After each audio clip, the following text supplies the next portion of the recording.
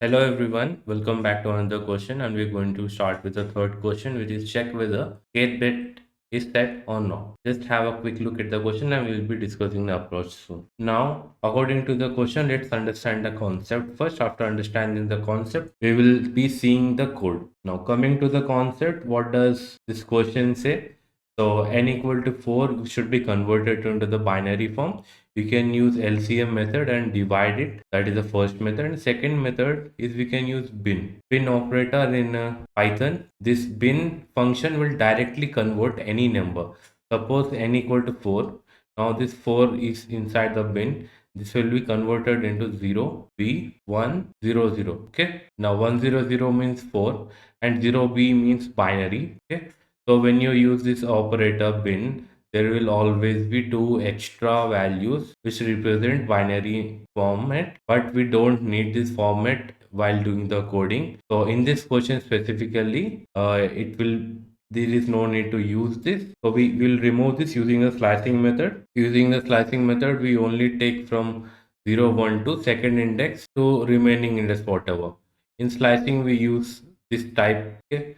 Assume A as the list here. So in this way, we will restore A equal to A to index to right side most index. So this will store only this 100 value after using binary. So in this way, we get 100 inside the array, or you can assume it as a list. So again, while we are appending to the list, it should be in a string format. Okay. So let's assume this as converted into the string format.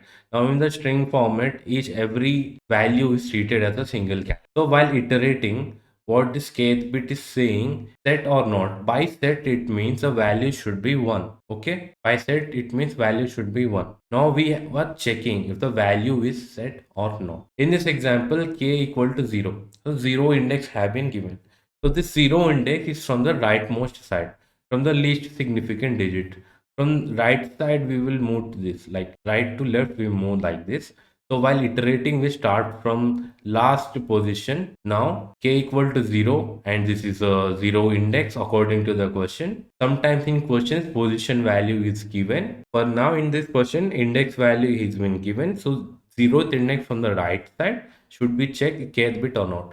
And this is not a kth bit. I mean, this is not a set in the kth bit. Set means 1. It is not equal to 1, so the output will be no. If it is equal to 1, then output will be yes. Okay, so this is the logic behind the question. Just get back into the coding section and please watch the whole video. Then only you will get a clear understanding. If you just miss out any part, then it will be difficult to understand. Welcome back to Geek for Geeks, and this is the coding part. You can see we have converted into the binary value. Then I have mentioned we have removed the 0b values from that, and then after converting into a list, now we are checking one by one character if it is there or not from the last position. Okay, we have to check. First, we have to clarify the length of the value should be greater than k, because if k is given like in this example, if you see, if k is given as 5 here, but if it is given as 5, there are no fifth index inside a 4 length variable. So that's why we using the condition length value should be greater than k. So it doesn't go outside of the index and it doesn't give an error out of bounds error. To satisfy this condition use. And another condition, this one. So k is what? That is a position value, right? The index value from the last, as we have mentioned.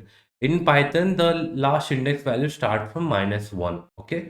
But here k is 0, right? So to balance this, we are using -k -1, and minus k, here 0 is index, -0 -1, we will get -1, which is the first value. Similarly, if we get -2, okay, -2 means the third value from the last. Third value from the last means you have to add 1 -1.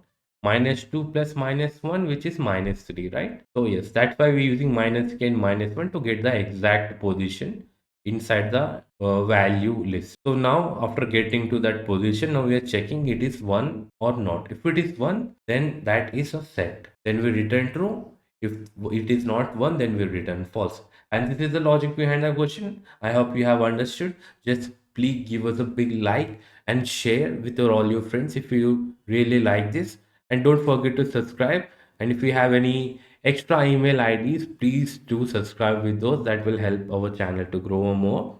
In the future, we're planning to make a AI and ML videos from the scratch so everyone can understand the formulas there. Okay, that's for the future. For now, just I hope you have loved this video and we'll be meeting in the next question. Till then, thank you and bye bye.